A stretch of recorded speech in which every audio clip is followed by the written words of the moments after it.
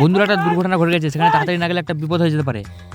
Guys দাদা বাড়ি এসে বলে একটা বড় বিপদ হতে পারে, তোরা তাড়াতাড়ি আমার সাথে চল। তাই বন্ধুরা আমরা এখন দৌড়ে দৌড়ে যাচ্ছি সেখানে। বন্ধুরা বাড়ির পিছন দিয়ে মাঠে যেতে অনেক শর্টকাট। বন্ধুরা আমরা সবাই মিলে দৌড় দিয়েছি, সেখানে তাড়াতাড়ি যেতে হবে, না হলে একটা বড় বিপদ হয়ে যেতে পারে। বন্ধুরা আমরা এখন চলে আসলাম এখানে, আর আসা মাত্রই কাজটা শুরু করে দিলাম। দাদার গাছের উপরে কাজটা হয়েছে, তাই এখন দাদা নামতে শুরু করেছে। বন্ধুরা আমরা এখন এই দড়িটাকে অনেকটা গাছের সাথে বেঁধে শক্ত করে কষতে শুরু করেছি। বন্ধুরা ওই দড়িটা সবাই মিলে শক্ত করে কষে একদম বেঁধে দেওয়ার পর এখন এই দড়িটা সবাই মিলে শক্ত করে ধরে টান দিয়েছে। দড়িগুলো এইভাবেই দ্রুত বেঁধে দেওয়ার কারণে ফাইনালি গাছটা এইদিকে পড়লো, আমরা এখন বিপদ মুক্ত হলাম। বন্ধুরা এই গাছটা নিয়ে আমাদের এখন আর কোনো রিস্ক নেই।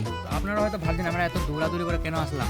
এই যেহেতু এখানে একটা অনেক রিস্ক ছিল গাছটার, এই গাছটা এই ঘোড়ার মধ্যে পড়ে গেলে অনেক ক্ষতি হতো, তাই আমাদের দৌড়ে দৌড়ে আসতে হলো।